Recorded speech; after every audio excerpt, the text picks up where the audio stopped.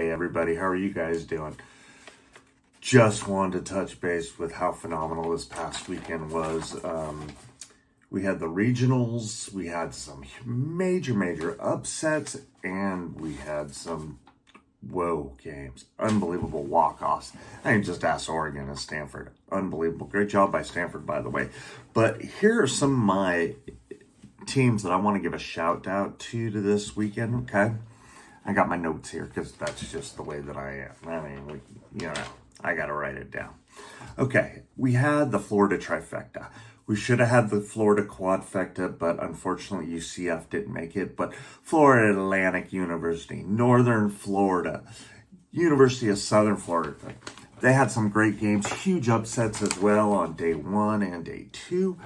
Hey, that's a strong showing by those schools and organizations. Good job. Happy for you guys. My dark horse of the whole tournament, Clemson. Can't rest on Clemson, folks. They had a great tournament. I mean, they had the toughest bracket, in my opinion.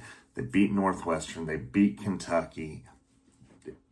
You had to beat them to make it through. Let's just be honest. Kentucky's no slouch, neither is Northwestern. So good job, Clemson. Nice job. Now, here is my number 2, basically. And came out of the same bracket, and there's 2 of them, all right? I picked this team to take this bracket. It's the LSU bracket, the Baton Rouge Regional.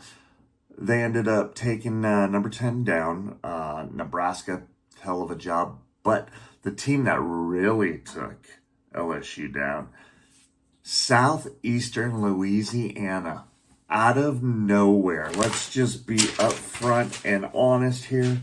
Hell of a job, ladies. Great job, coach. Staying focused, keeping them on focus. Kudos to you, I really gotta say. Now, the best upset, biggest, ginormous upset came from probably, in my opinion, the best shortstop to ever play the game. And that's Coach Dr. Richardson at Liberty University, the Flames. Wow. Taking down number 1, Texas A&M Aggies, and moving on to the Super Regional. The sad thing about that is, and this is where I'm going to kind of come into things, is they've got to fly all the way across country and go to Oregon. And Oregon themselves, let's be honest, they were down to Stanford. They had to win 2 to go in. They blew them out in the game 1 of 2, basically. Okay? And let's talk about a getaway game. They had the getaway game. All right? They were down 4-0 in this game. And they came all the way back after a horrific injury to Riley McCoy. I hope you're doing great, by the way. I hope everything's good with you. My prayers and thoughts are out to you. As you guys saw one of my posts on TikTok and Instagram and on YouTube. So, hey, you got this, kid. You can do this. I know you'll be back because you're tougher than LeBron, if you know what I'm saying. But Stephanie McKinney, I'm probably butchering that name. Sorry, Stephanie. I apologize. Ofatu, let's go. For Oregon, I really like this young lady. She's a beast. She's a freshman as well.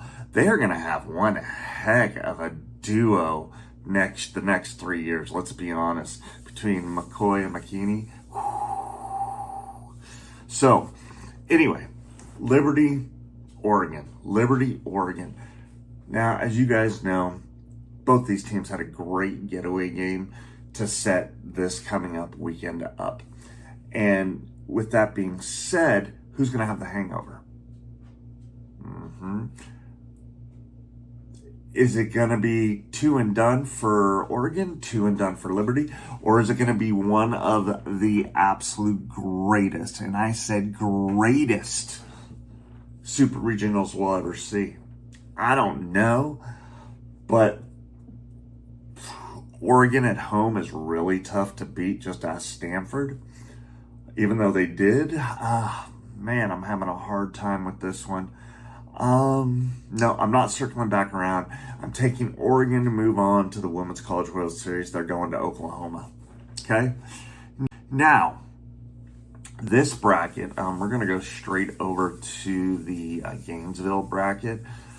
And Florida Atlantic University did a great job taking down Georgia Tech. Unfortunately, Florida was just way too strong. They ended up moving on.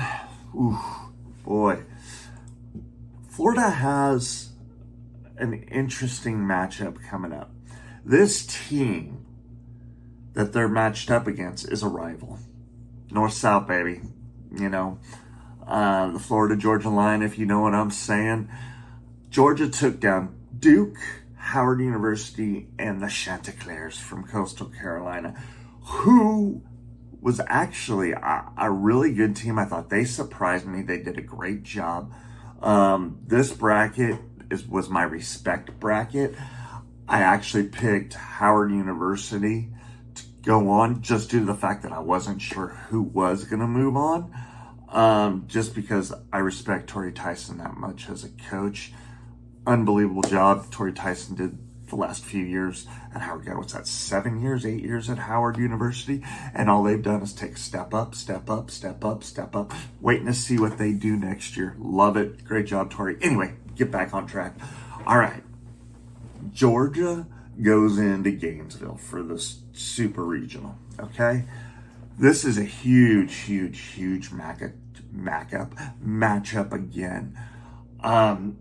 In this one, do we do this or do we say, go Dogs? Boy, this is tough. But I'm going to take the upset. Go Dogs! Let's go. All right. So, the next one. UCLA absolutely looked dominating in their bracket, the LA bracket. Let's just say that straightforward, straight up, no questions asked. They did a hell of a job. All right. So everybody knows that right here, right now. UCLA absolutely deserved. Boom, move on. Okay. Then you got South Carolina, who I thought this bracket was going to be kind of a toss-up. But I talked about South Carolina on my other channel with that other guy that I just left. And watching South Carolina, man, they played some good ball.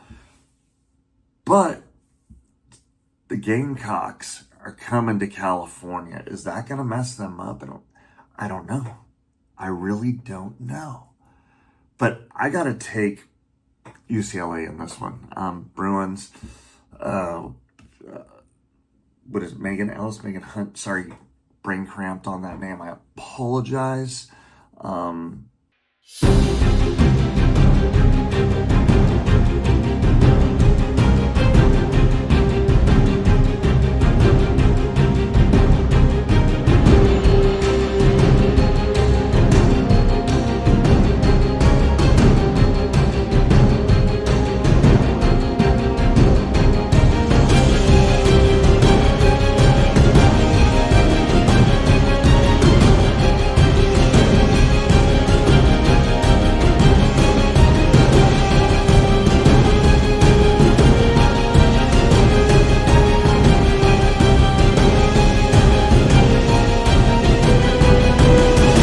Please don't hate me.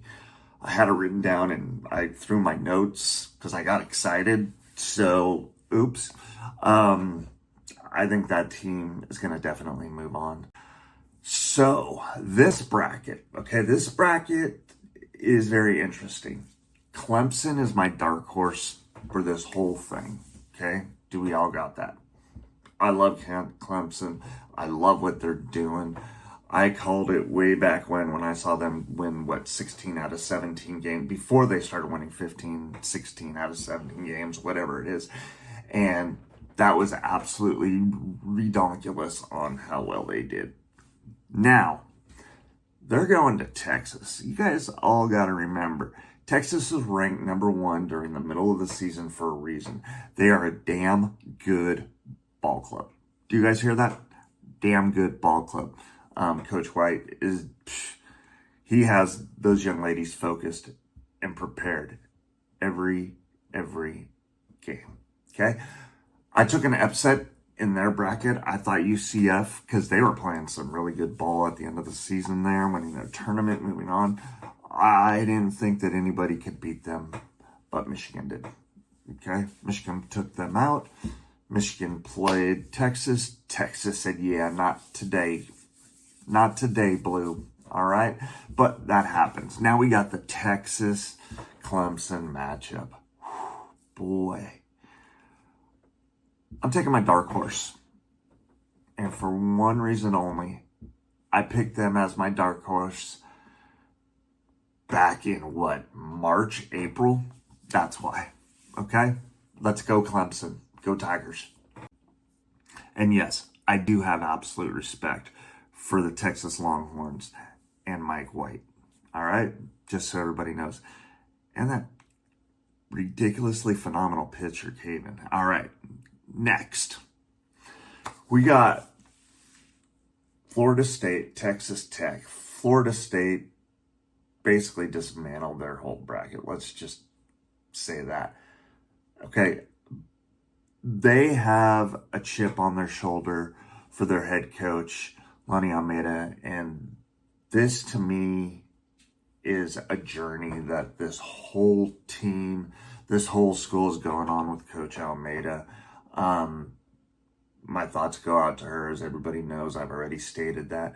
Coach Almeida, what a strong young, you're young to me, strong young woman. I got to tell you, my thoughts are with you. Let's do this. Let's rock.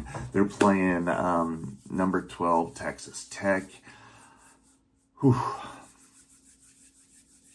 This one's going to be a tough one because Najiri Kennedy, and I know I probably butchered that name too. I'm horrible with names today for some reason. But if Florida State can hit her, I think their offense is too potent not to win. But if we're looking at 1-0 ball games, 2-1 ball games, Texas Tech's moving on. But I got to go from here, and I got to go with Coach Almeida and the Florida State Seminoles. Go FSU. Let's do it. The next one is, who do we got? We got Tennessee Volunteers. Boy, did they look dominant in their Knoxville bracket. Let's just say that straight up, all right? Nebraska. Did I say Nebraska? Wow, the Cornhuskers, Jordy Ball, looking ridiculously phenomenal. And yes, that's a word or sentence or statement. I don't know. But geez, unbelievably, ridiculously phenomenal athlete, pitcher, rakes as well. In this day and age, I love the two-way player. You know, she's the Travis Hunter of softball, let's be honest. Just throwing that out there, folks, all right? Okay. So, the question is this. Between Tennessee and Nebraska, can Nebraska hit Tennessee pitching? Tennessee pitching. Yeah, folks. You know, Kayla. She throws like 197 miles an hour. Okay. The next question is, let's reverse that. Can the Volunteers hit Jordy Ball? I don't know. I think we're going to see a lot of low-scoring games here. But I'm going to take the upset. I'm like on an upset kick lately. So let's take this upset again. And Nebraska's moving on. Everybody got that? Thank you. Nebraska. Let's go Cornhuskers. All right. So now we go to Arkansas. Okay? Also known as Arkansas. The Razorbacks. With, if I'm not mistaken, Player of the Year, Bree Ellis. Playing a rival, Ole Miss, folks. Ole Ole Miss, man, they took down number 13 Arizona, the Wildcats, who were playing some decent ball. I didn't think anybody was going to take them down, but Ole Miss did. They stepped up and said, not today. Anyway, then you've got Arkansas, who played a really good Indiana ball club and a decent Oklahoma State ball club. Man, this is another tough pick for me. But I got to take the Razorbacks moving on to the Women's College World Series in this one. Okay? Now, this is what we got. We know one of my favorite people in the world out there, coaching-wise, playing-wise, analyst-wise now, is Haley McClaney. She's awesome. Played for the U.S. national team, played for Bama, played Athletes Unlimited softball, so on and so forth, okay? She is a huge Bama fan due to the fact that guess where she graduated from? Alabama, okay?